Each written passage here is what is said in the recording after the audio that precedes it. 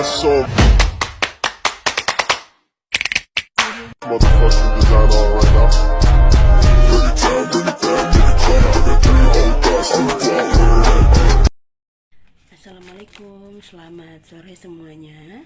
Perkenalkan, saya Aunika Gisya dari kelas S6E dengan jurusan Pendidikan Ekonomi dengan nomor NPN-nya 2021 1450 1280.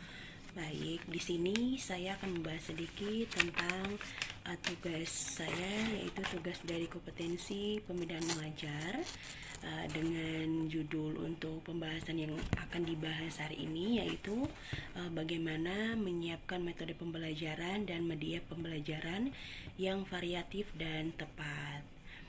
Baik, jadi di sini kita akan membahas sedikit bagaimana cara kita mengajar di kelas dan belajar menggunakan media secara yang variatif. Baik, jadi di sini kita akan membahas sedikit ya.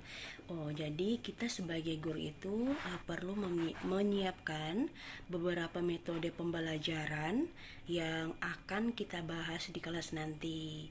Tapi sebelumnya itu kita harus tahu terlebih dahulu apa itu metode pembelajaran. Jadi cara metode pembelajaran itu adalah cara yang dilakukan guru untuk mengimplementasikan rencana yang sudah disusun dalam kegiatan atau proses mengajar dan agar bisa tercapai secara optimal. Dengan kata lain itu, teknik penyajian yang dikuasai oleh guru untuk menyajikan materi. Baik, selanjutnya itu, di sini kita akan bahas jenis-jenis metode pembelajaran, yaitu metode pembelajaran yang pertama itu pembelajaran itu secara kooperatif, yang dimana siswa bekerja sama dalam kelompok kecil untuk mencapai tujuan bersama, dan juga metode ini kolaborasi antara komunikasi dalam kelompok tersebut dan secara berdiskusi ya, agar apa yang ingin dibahas dalam kelompok tersebut kita bisa memahaminya sama-sama.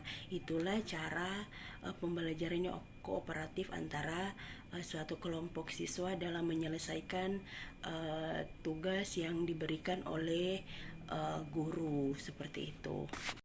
Selain pembelajaran kooperatif, yaitu ada juga pembelajaran berbasis proyek, yaitu siswa memiliki tugas penelitian, pemecahan masalah dan kreativitas. Jadi untuk tugas penelitiannya itu guru memberikan penelitian di luar kelas, seperti itu. Selain juga ada itu pembelajaran berbasis game, yang dimana pembelajaran berbasis game ini penggunaan unsurnya itu simulasi untuk memotivasi dan melibatkan siswa dalam proses pembelajaran. Jadi metode ini dapat meningkatkan motivasi dan keterlibatan siswa. Jadi selain belajar serius, guru juga harus memberikan berbasis game agar siswa tidak bosan di kelas. Nah, selanjutnya itu pengalaman berbasis teknologi. Jadi untuk pemanfaatan teknologinya sendiri itu seperti komputer, internet, atau perangkat lunak pembelajaran untuk meningkatkan pengalaman belajar siswa. Jadi kan sekarang kan untuk belajar di kelas sendiri itu kan bukan hanya teori secara tulis di papan tulis ya, tapi untuk cara belajar guru di kelas saat ini sudah menggunakan infocus, menggunakan laptop. Jadi agar siswa bisa tahu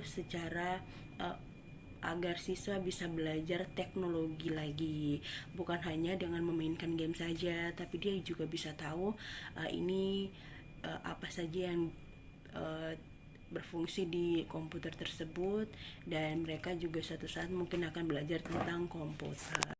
Selanjutnya itu kita akan membahas tentang cara belajar pembelajaran yang variatif. Jadi untuk media pembelajaran yang variatif dan tepat itu selalu menjadi sarana untuk menciptakan pembelajaran yang efektif dan menarik saat berada di kelas. Jadi penggunaan beragam media pembelajaran memberikan kesempatan kepada peserta didik untuk belajar melalui secara visual dan auditif dan kinestetik seperti itu, agar siswa lebih paham lagi dan agar siswa tidak cepat bosan di kelas. Baik, di sini juga ada beberapa metode pembelajaran yang akan kita bahas ya. Jadi media visual seperti diagram, grafik, dan video. Baik, jadi alatnya efektif dalam menjelaskan konsep-konsep yang kompleks. Visualisasi dapat membantu peserta didik memahami informasi dengan lebih baik dan mengaitkan teori dunia nyata, yaitu misalnya kita kasih contoh ya, dalam pembelajaran sejarah. Jadi guru dapat menggunakan peta atau menggunakan juga foto-foto historis untuk membantu peserta didik memahami konteks geografis dan sosial suatu peristiwa yang saat dijelaskan oleh guru di kelas, seperti itu. Selanjutnya itu ada media audio. Jadi media audio seperti rekam suara, podcast, dan musik dapat digunakan untuk menyampaikan informasi dengan cara yang menarik.